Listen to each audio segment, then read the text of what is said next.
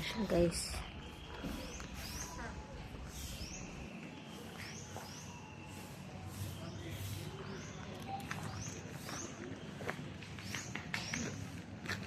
Tagdapitan bisita sa shrine ni Dr. Jose Rizal.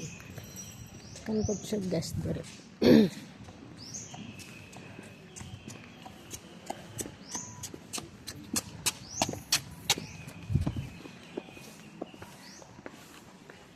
Nawa gani guys. Oh. Ilang costume. Ada lang costume. Or I don't know if costume ba or nasuot bagid nila na dilig.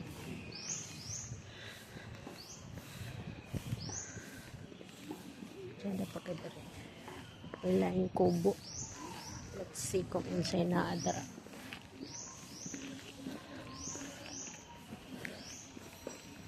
Tana to.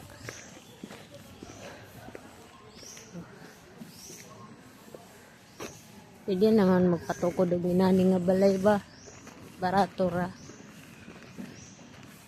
Mabuhi na ko ani. So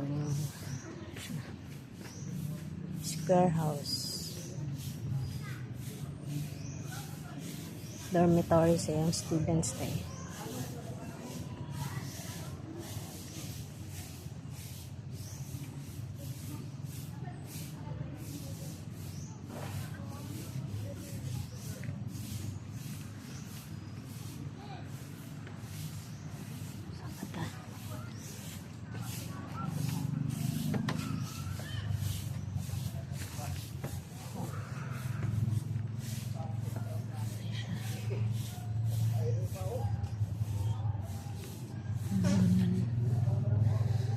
Think kani siya po libre na dili kaya sumawin na siya.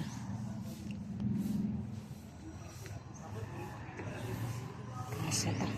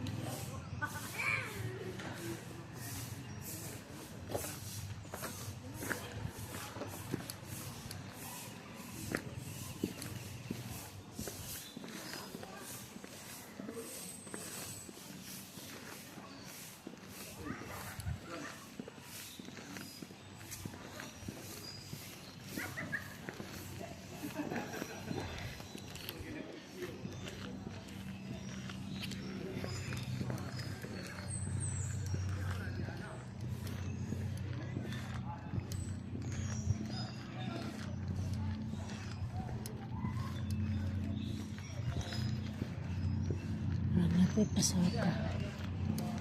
Kaya dahil. At ng Meritero Rock. This coastal spot was where Dr. Jose Rizal often reflected during his exile. Here he began writing his longest poem, Meritero, expressing his thoughts and emotions as an exile. The rock remains a symbol of Rizal's inner peace, resilience, and literary legacy. Nakata. Nantag. Patay peace of mind rin. Wow. So muna siya. Ang view.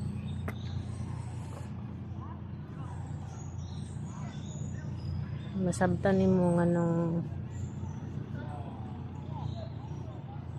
kakuwagi kag peace sa palibot.